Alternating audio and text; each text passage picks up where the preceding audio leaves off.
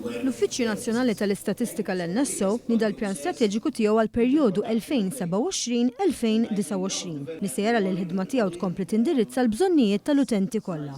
Waqt konferenza tnejn filgħodu ċ-Chairman tal-Awtorità Maltija tal-Istatistika Dr. Karl Camilleri enfasizza li l-għan hu li jkompli jissaħħaħ il-livell pożittiv ta' komunikazzjoni fil-produzzjoni tad-data li tintuża kemm għal skopijiet diretti kif ukoll għal xogħol professjonali. Aħna bħal uffiċċju nippreparaw ruħna għal din daw il-ħtiġijiet ġodda li żgur ġejjin fuqna bħala soċjetà. Mittir f'moħħna hu li din id-data hija l-bażi li fuq. Id-Direttur Ġenerali tal-NSO Etienne Caruana enfasizzaw ukoll li l-ħidma tal-NSO tiġi gwidata mill-Kodiċi Ewropej tal-Istatistiċi li jirrikjedi indipendenza professjonali u l-ola standards ta' kwalità.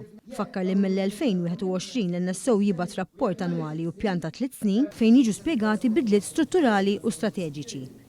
Madankollu, ma naqas milli jsemmi diversi sfidi li għadhom jeżistu waqt il-ġbir ta' data waqt li l-NSO qed jara li jsaħħaħ iżjed il-kollaborazzjoni ma' entitajiet oħrajn fejn sallum għandu aċċess għal aktar minn 100 sors differenti. Fl-istess ħin qed iħares lejn kollaborazzjonijiet mal-privat bħal data minn operaturi tal-mobile. Caruana żied jgħid li l-NSO qed jimmira li jmodernizza sistemi u insista fuq investiment kontinwu fit-taħriġ tal-impjegati b'mod partikolari. Fl-era diġitali fejn ovvjament kulħadd qed jippretendi li jkollu iktar informazzjoni, iktar ta' malajr, iktar f'dettall, ovvjament aħna bħala NSO nirrealizzaw rridu nikkonsultaw aktar mal-users tagħna biex nifhmu fejn aħna nistgħu nimmodernizzaw. Biex naraw xi jitolbu minna, x'ixtiequ informazzjoni iktar jridu minn għandna u naraw aħna kif nistgħu naqduhom. Illum għandna ħafna tools dak ngħidulhom diġitali bħal AI tools, llum daħal AI, per għandek ukoll metodoloġiji oħra, sorsi differenti li iktar ma jgħaddi żmien aħna qed nibdew nużawhom biex l-informazzjoni toħroġ iktar fid-dettall.